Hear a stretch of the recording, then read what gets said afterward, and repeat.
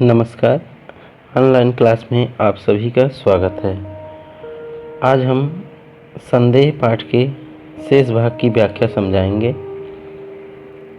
अभी तक हमने बताया था कि रामनिहाल श्यामा को अपने पहले की बातें बता रहा था कि वह किस तरह मनोरमा के यहाँ मनोरमा के साथ रहता था।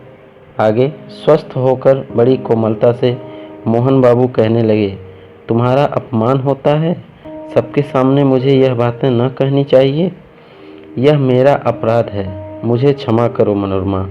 अब मोहन बाबू मनोरमा से कहते हैं कि मैंने ये सब बातें जो तुम्हें कह दी है ये नहीं कहनी चाहिए, हो सकता है ये मेरा अपराध हो, मुझे क्षमा करो।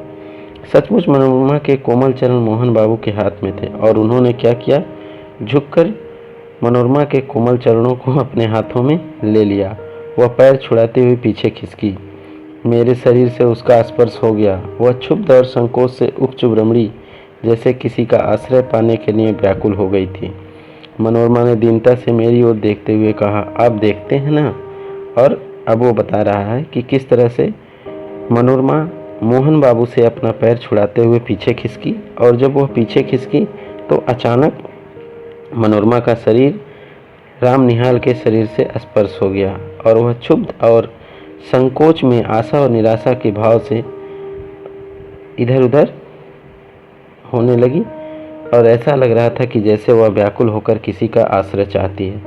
सचमुच मैं देख रहा था, गंगा की घोर धारा पर बजरा फिसल रहा था, नक्षत्र बिखर रहे थे और सुंदर युवती मेरा आश्रय खोज रही थी।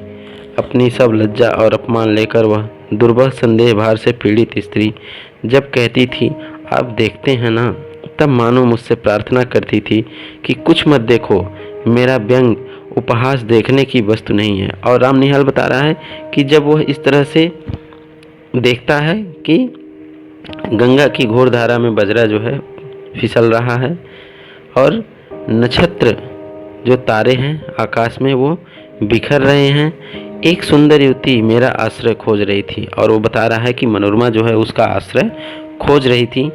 अपनी सब लज्जा और अपमान लेकर वह दुर्वह संदेह भार, दुर्वह माने कठिन, संदेह भार से पीड़ित स्त्री जब कहती थी आप देखते हैं ना, तब ऐसा लगता था रामनिहाल को कि जैसे वो उससे प्रार्थना कर रही है कि आप मेरा व्यंग मत देखो, क्योंकि मेरी उपहास, मेरी हंसी जो है देखने की वस्तु नहीं है। मैं चुप था। घाट पर बजरा लगा। फिर वह युवती मेरा हाथ पकड़कर पैड़ी पर से संभलती हुई उतरी और मैंने एक बार न जाने क्यों धृष्टता से मन में सोचा कि मैं धन्य हूँ। मोहन बाबू ऊपर चढ़ने लगे। मैं मनोरमा के पीछे पीछे था, अपने पर भारी बोझ डालकर धीरे धीरे सीढ़ियों पर चढ़ रहा था। और रामनिहाल बता रहा है कि मैं चुप था। घाट पर बजरा लगा। फिर वह युवती जो है मेरा हाथ पकड़कर पैड़ी से संभलती हुई उतरी। मैंने एक बार न जाने क्यों धृष्टता से मन में सोचा कि मैं धन्य हो गया। मोहन बाबू ऊपर चढ़ने लगे। मैं मनोरमा के पीछे पीछे था, अपने पर भारी बोझ डालकर धीरे धीरे सीढ़ियों पर चढ़ रहा था। और वो बता रहा है कि मनोरमा के पीछे पीछे मैं था और वह इन सब बातों को सोचकर उसका मन जो है बहुत ही भारी हो गया था। उसने धीरे से मुझसे कहा, रामनिहाल जी, मेरी विपत्ति में आप सहायता न कीजिएगा। मैं अबाक था। और बता रहा है कि मनोरमा ने उससे कहा कि रामनिहाल जी, आप विपत्ति में मेरी सहायता न करेंगे। श्यामा ने एक बार गहरी दृष्टि से रामनिहाल को देखा। वह चुप हो गया। श्यामा ने आज्ञा भरे स्वर में कहा, आगे और भी कुछ है या बस। अब श्यामा जो है गहरी दृष्टि से एक बार रामनिहाल को देखती है और कहती है कि आगे भी कुछ है या बस इतना ही है। रामनिहाल ने सिर झुकाकर कहा, हाँ और भी कुछ है, वही कहो ना।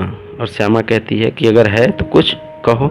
कहता हूँ, मुझे धीरे धीरे मालूम हुआ कि ब्रजकिशोर बाबू यह चाहते हैं कि मोहनलाल अदालत से पागल मान लिए जाएं और ब्रजकिशोर उनकी संपत्ति के प्रबंधक बना दिए जाएं, क्योंकि वे ही मोहनलाल के निकट संबंधी थे। भगवान जाने इसमें क्या रहस्य, किंतु संसार तो दूसरे को मूर्ख बनाने के व्यवसाय पर चल रहा है। मोहन बाबू अपने संदेह के कारण पूरा पागल बन गया है। तुम जो यह चिट्ठियों का बंडल देख रही हो वह मनोरमा का है। और रामनिहाल अब आगे बताता है श्यामा से कि मुझे मालूम हुआ कि ब्रजकिशोर जो मोहन बाबू के रिश्तेदार थे, वह मोहन बाबू को अदालत से पागल घोषित कराना चाहते हैं और उसकी संपत्ति के प्रबंधक बनना चाहते हैं, क्योंकि वही मोहनलाल के एक निकट संबंधी थे। अब इसमें क्या रहस्य ये तो मुझे नहीं पता, किंतु संसार तो दूसरों को मूर्ख बनाने के व्यवसाय पर चल रहा है और बता रहा है कि संसार जो है वह दूसरे को मूर्ख बनाने के व्यवसाय पर चल रहा है। आज संसार में सभी लोग एक दूसरे को मूर्ख बनाने की सोचते हैं। मोहन बाबू तो अपने संदेह के कारण पूरे पागल बन चुके थे और बताता है कि यह जो चिट्ठियों का बंडल तुम देख रही हो वह मनोरमा का ही है। राम निहाल फिर रुक गया। श्यामा ने तीखी दृष्टि से उसकी ओर देखा।